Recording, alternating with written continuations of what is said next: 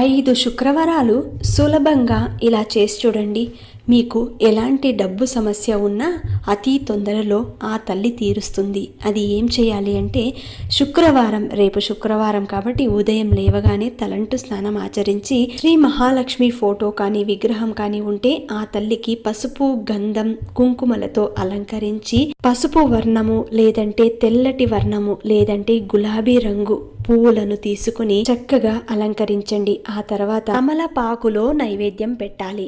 తెల్లటి నైవేద్యం, తెల్ల పదార్థం తయారు చేసిన నైవేద్యాన్ని పెట్టాలి. ఆ తర్వాత తమలపాకు మీద కొద్దిగా ఉప్పు వేసి ఆ ఉప్పు మీద పసుపు, కుంకుమ, కొద్దిగా పూలు, ఆ తర్వాత ఒక కాయిన్ పెట్టి దాని మీద మట్టి దీపాన్ని పెట్టి అందులో ఆవు నెయ్యిని వేసి 2 ఒత్తులు వేసి దీపం వెలిగించండి. ఇలా 5 శుక్రవారాలు చేసి చూడండి. రిజల్ట్ మీకే తెలుస్తుంది. ఆ ఉప్పుని నీళ్ళలో వేసేయవచ్చు.